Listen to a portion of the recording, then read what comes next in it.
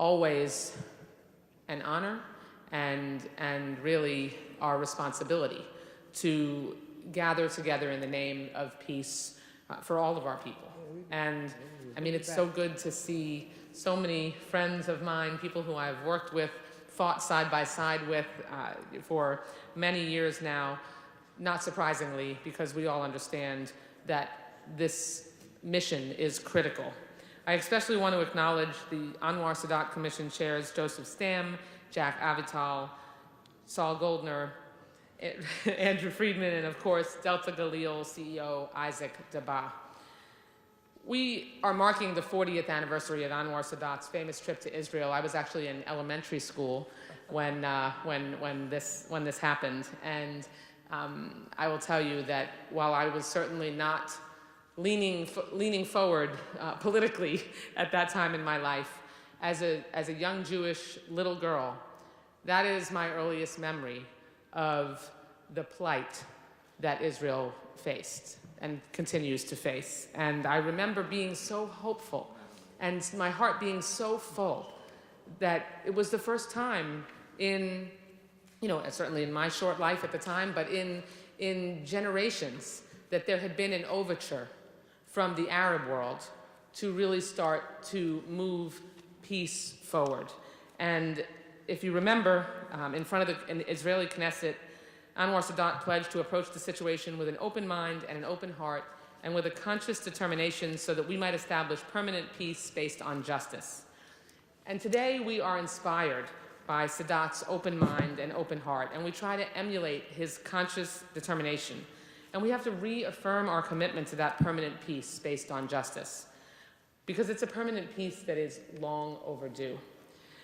We know from the Camp David Accords and from more recent history that peace will not come easy, because we still have not achieved it. And it will certainly not come on its own, but we know it is worth the struggle. With each passing day, it sadly appears a two-state solution is becoming more distant and challenging than ever before. And that's why now, more than ever, we must follow the example that Anwar Sadat and Menachem Begin established 40 years ago. To achieve this noble goal, we must recognize that all people have the right to live in peace and security, free from constant fear and turmoil. And one would hope that all peoples, particularly parents, no matter what background, walk of life, or culture you come from, wish that for their own children. We don't have the luxury of shying away from tough conversations about the causes of the region's current instability. I could come here and I could simply hope for peace.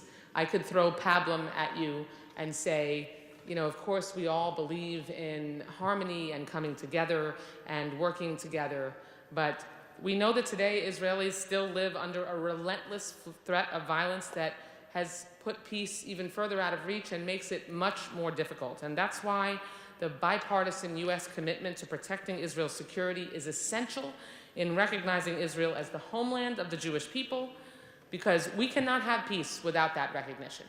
There is just absolutely no question about that. Israel's perseverance in the face of violence is a shining light of political achievement, and achievement on so many other fronts, and a reflection of our people's aspiration toward peace and justice. Many of you know that I'm the first Jewish woman to represent Florida in the United States Congress, and so I have always felt a special obligation to do all I can to advance the peace process for Israel and her neighbors, to be a guardian for Israel here in the United States Congress, and I will continue to use my voice and my vote in full support of the region's and Israel's lasting peace and security. And looking at this crowd today, I really know and have so much more confidence that that goal is possible. We are a people of faith. We would not have lasted as long as our people have lasted, been through as many trials and tribulations and tragedy and success and all the wonderful things that have happened to our people over the years without being determined and hardy.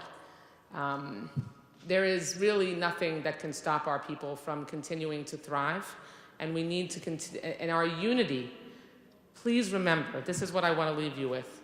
Our unity as a people has always been our strength. We certainly don't have unanimity. Even when we don't have unanimity, we have to maintain our unity. It's the only thing that has sustained us. And with that, I wish you a Lashana Tova, a healthy and a happy new year, and